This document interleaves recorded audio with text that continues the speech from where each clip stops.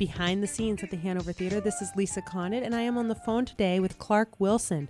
Clark Wilson is a world-renowned, I would say, and very prominent recognized score of silent, they call them photo plays. You and I, audience members, think of them as silent movies. And Clark has played at our theater a number of times before, and he's going to be returning when he accompanies Safety Last, one of our next silent movies playing at the theater on January 26th. Welcome, Clark. Thank you. Good to be with you. Yeah, thanks for calling in. And you're calling from Ohio today. Everybody, Clark is actually visiting us from Ohio. And he was just telling me before we started the interview that he travels all over the country, about 80% of the time going to wherever there's an organ that needs a great organist. Right. There are quite a few places around the country these days that have really gotten into showing the silent films and utilizing the organ, which, of course, is the historic way that it was done typically back in the teens and the 20s, more often that than with an orchestra. So even no matter what you might see on Silent Sunday nights and various things like that on television, most of the time it was an organ, and that's what we do. And it's so cool. You know, I was looking at your website, Clark, and I noticed that you actually wrote a long article about the craft and the art that goes into the scores for these silent movies. Do you want to tell the audience and the listeners a little bit about that? About the article itself? Sure, and you know, what goes into creating a score, because I don't know that most people really give much thought to that. Well, the whole gist of the article, and it's what we tell people all the time, most folks think that the accompaniment of a silent film is just walking in, sitting down, they turn the picture on, and you just play whatever comes to mind, improvising. Well, there's improvising that plays a part in doing a proper score for a film, but if you really do that scoring correctly, it takes a great amount of time because you have to set up different themes for different characters, for different situations. You do a lot of research into the film to make sure that you know what the situation is, who and what the characters are and represent, and as well as the time frame, the nationality, everything that might have something to do with an integral part of the picture. Then you go to your library of music and you pick out themes that might fit each of these situations, characters, etc., and you develop those into the primary score then. And what that does is that leaves that improvisation only as something that links all of those themes together and gets you musically and smoothly from one theme to another, one scene to another, one situation to another, whatever it might be. And that's how you come up with a meaningful score that really says something and really boosts the picture. And what you're there to do is to heighten the audience's emotions and the feel of that picture, add that third dimension to the picture, so to speak. If you get in the way of the picture, or if you call attention to yourself, or if you do something that doesn't have anything to do with what's going on the screen, which is much of what you hear today for silent film accompaniment, then you are committing the cardinal sins of photoplay scoring. So we try to work against that and become invisible behind the picture.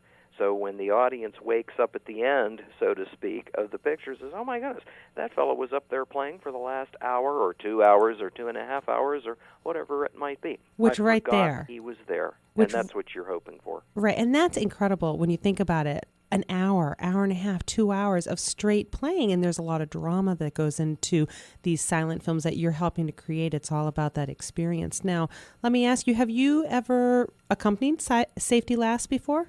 I have. I've done Safety Last in a number of different places. And so for those of us who are not familiar with the film, can you give us a little bit of a synopsis as far as what you're doing the score for? Well, the typical Harold Lloyd comedy of the time, and most of the comedians, the same thing. Buster Keaton. It's all about getting the girl in the end. And in Safety Last, they're working in a department store, and a situation arises where Harold is given the chance to raise a great amount of publicity for the store and get a big promotion and so on. And this involves climbing the building in front of a huge crowd, of course.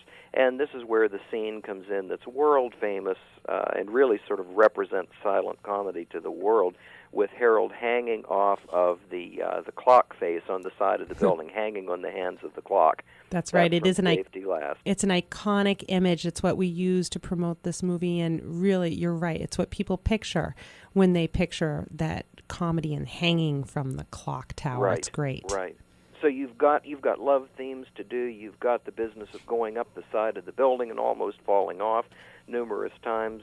You've got the situations that happen as he goes up the side of the building with other employees looking out the windows. You've got chases with the cops, all sorts of things. So it really is a roller coaster once it gets started, and it doesn't take long to get started. It's really, really something. And, of course, then there's, as I say, the little love story that goes through the entire thing as well.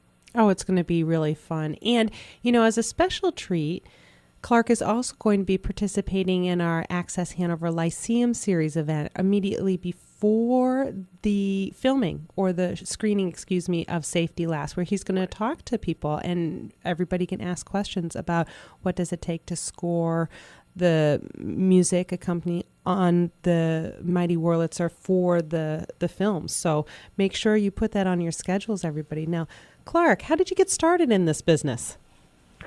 Well, way back when I was a kid, I saw one of the original theater organists play a silent film in a theater on a Wurlitzer organ.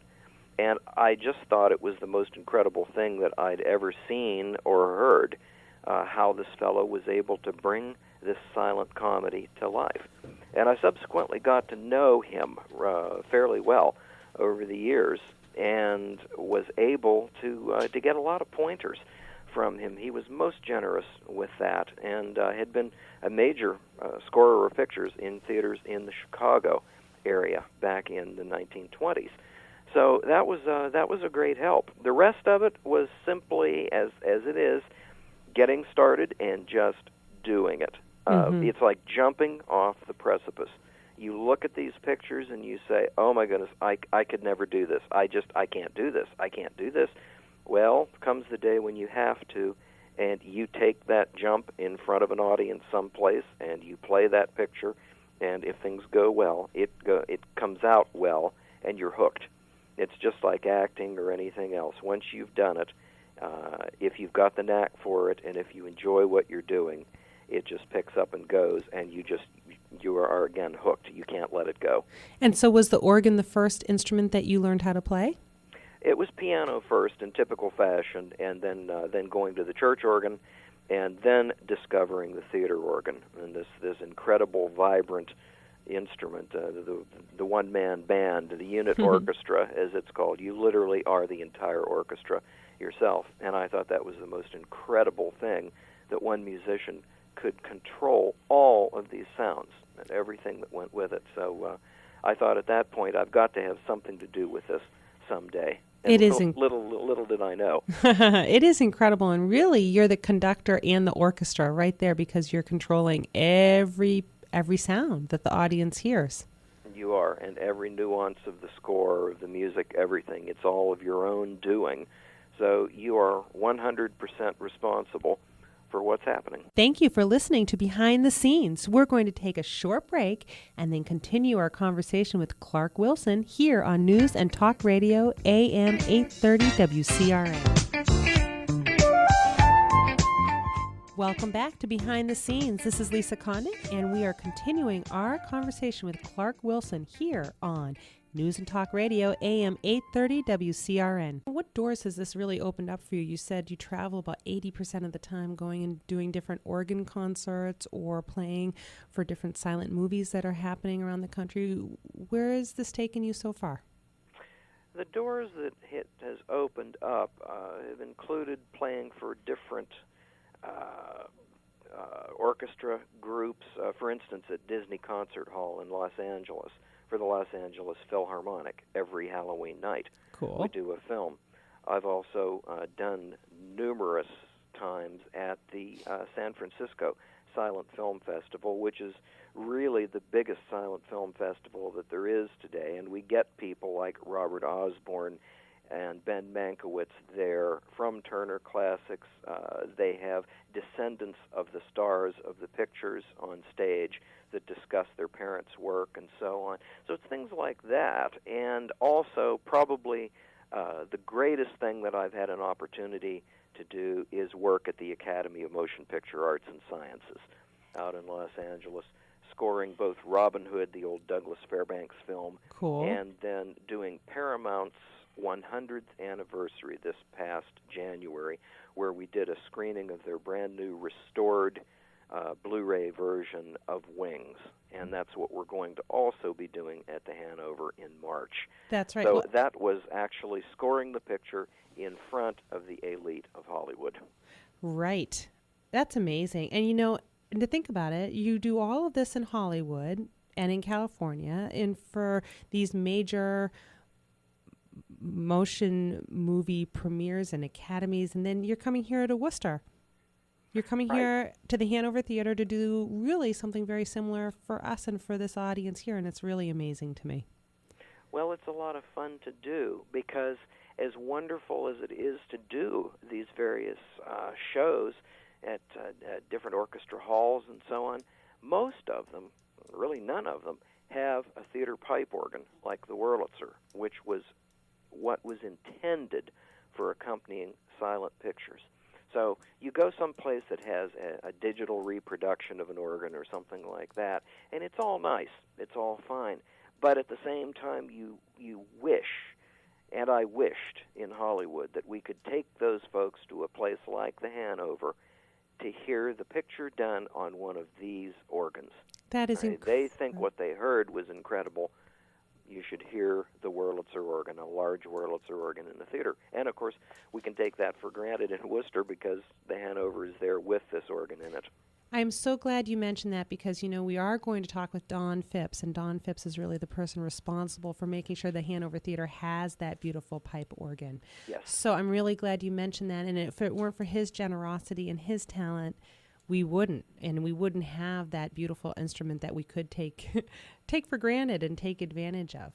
So, before we part ways, is there anything you would really like audiences to know and think about when they're thinking about this theater pipe organ and what we have here, or insights you have as far as playing this instrument?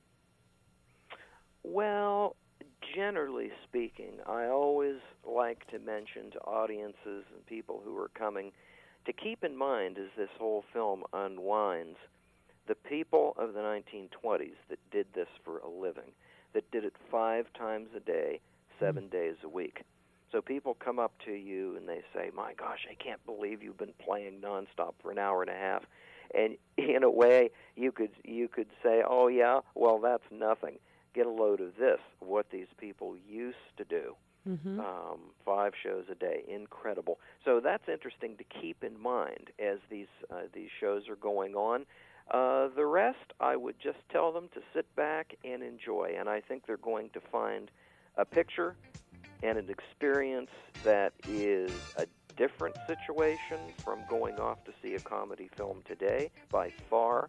That's probably much more enjoyable and a medium that really draws you into it. You become part of what's going on. It exercises parts of your emotions and parts of your brain that modern motion pictures don't. And I think that typically people have a lot of fun with these films because 80-some years later, they're still wonderful fun. They're still a riot and a half to watch, and it makes for a wonderful afternoon. Oh, well said, Clark. Well said. And so I'm really looking forward to you coming and visiting, playing our organ. Can't wait. And thank you so much for joining us. I hope you have a fabulous day, and we'll see you very soon. Well, thank you so much. I'm looking forward to it tremendously.